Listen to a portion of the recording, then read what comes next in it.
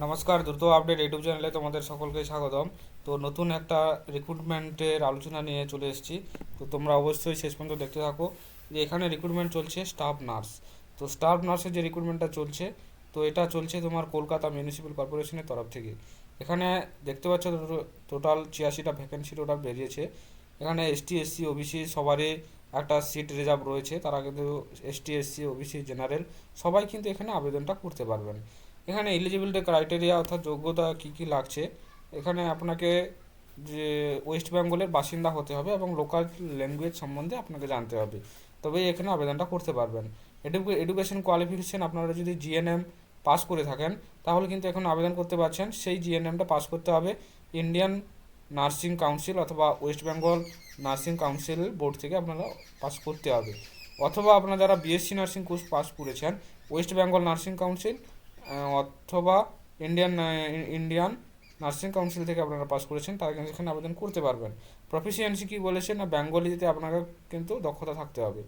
Age হচ্ছে এখানে not more then 40 years, অর্থাৎ 40 বছরের বেশি বয়স কিন্তু আপনার হওয়া যাবে না।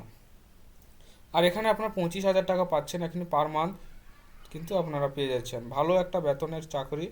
তো অবশ্যই আপনারা এখানে আবেদনটা করে দেবেন। যে it will be a 2 stage selection process, document verification. একটা স্টেজ হচ্ছে ডকুমেন্ট ভেরিফিকেশান, 2 নম্বর হচ্ছে candidate will be shortlisted on the basis of eligibility criteria, academic qualification and experience. Shortlisted candidate would have would have to appear for interview.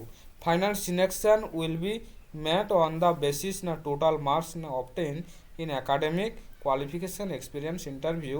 If the marks na obtained are equal, then preference is to be given to the candidate inter senior in age of first day of January 2026।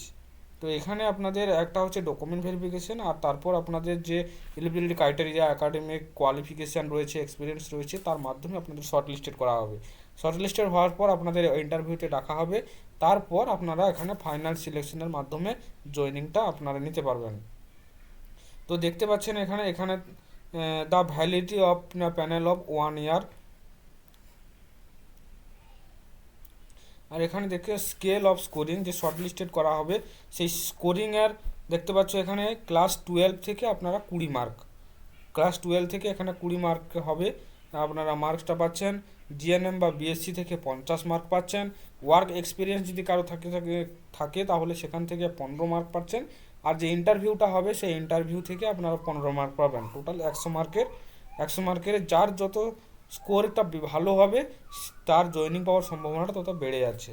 এখানে দেখুন যে experience যা থাকবে 1 বছরের কম, যার experience থাকবে সে কোনো marks পাচ্ছে না।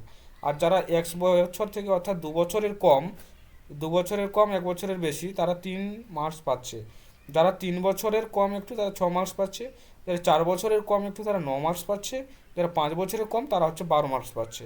আর যারা 5 বছরের উপরে এক্সপিরিয়েন্স রয়েছে তারা কিন্তু 15 মার্কস পেয়ে যাচ্ছে এখানে।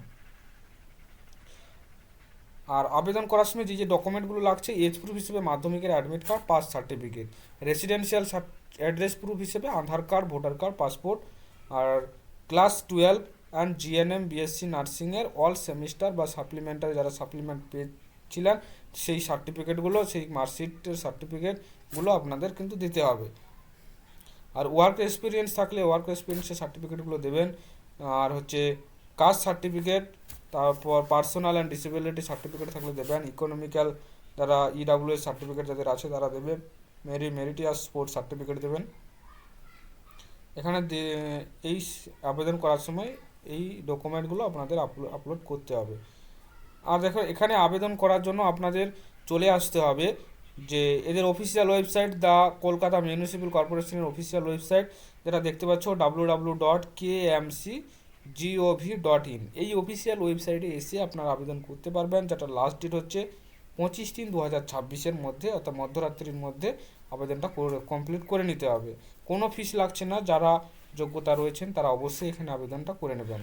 তো শেষে আমি বলবো যে যারা এখানে চ্যানেলটা সাবস্ক্রাইব করেননি তারা অবশ্যই চ্যানেলটা সাবস্ক্রাইব করে নেবেন, কারণ এই রকম নতুন নতুন ভিডিও আপনারা এই চ্যানেল থেকে পেয়ে যাবেন।